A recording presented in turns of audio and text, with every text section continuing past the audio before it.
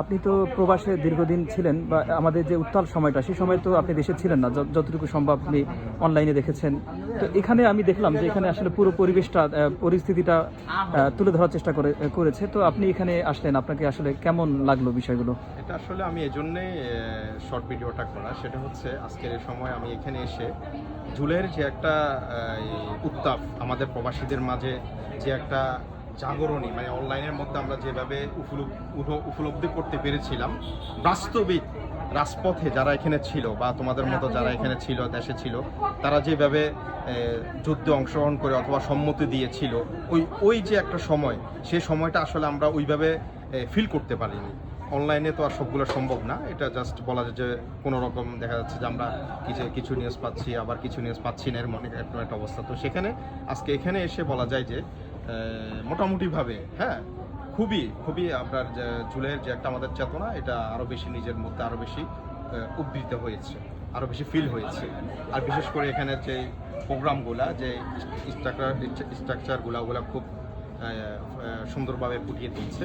বিশেষ করে এখানে আমরা দেখলাম যে আয়না ঘর যেটা তৈরি করা হয়েছে, এটা কিন্তু সামনে পেছনে অনেক মানুষকে আমরা দেখলাম খুব আগ্রহ নিয়ে, এমনকি লাইন ধরে কিন্তু সেখানে প্রবেশ করছিল। এই বিষয়টা তো আমরা বলছিলাম যে যখন আমরা দেখেছিলাম যে মানুষ আসলে অনেক রাতে লুকিয়ে তাদেরকে আয়নাঘরে রাখা হতো, নিয়ে যাওয়া হতো, কিন্তু এখানে মানুষ আয়নাঘর দেখার জন্য সিরিয়াল ধরছে। এই বিষয়টা আপনি কিভাবে? আসলে সেই মানুষগুলো যারা এখানে জুলুমের শিকার হয়েছে, বলা যায় জুলুমের সর্বোচ্চ শিকার যারা হয়েছে, তাদের যে একটা কষ্ট, সেটা তো এটাতে কোনোভাবে অনুভব করানো সম্ভব না।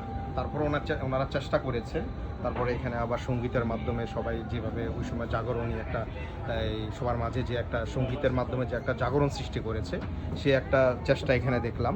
তারপরে যে বিশেষ করে গ্রাফিতিগুলা, এগুলো বেশি উদ্বুদ্ধ করে। হ্যাঁ, ওই সময়গুলো আপনি আয়নাঘরে যে নিজেও তো প্রবেশ করলেন কিছু সময়ের জন্য, আপনি কি ফিল করতে পেরেছেন যে সেই সময়টা কেমন? অবশ্যই, কারণ আমরা ছিলাম মাত্র 2 থেকে 3 মিনিট, এর মাঝে পুরো শরীরটা ঘামাইয়া গেছে। কারণ একটা ছোট্ট একটা রুমে কীভাবে কষ্ট করে মানুষ দাঁড়িয়ে থাকা, তার উপর বলা যায় যে ওখানের পরিপূর্ণ ফিলটা না আসলেও এই যে একটা আপনার জাহান্নামের একটা কিছুটা হলো একটা অনুভব আমি সেখানে পেয়েছি, বা আমি এটার দ্বারা আমি হতভম্ব হয়ে গেছি যে ওই মানুষগুলো এখানে কত কষ্টে ছিল।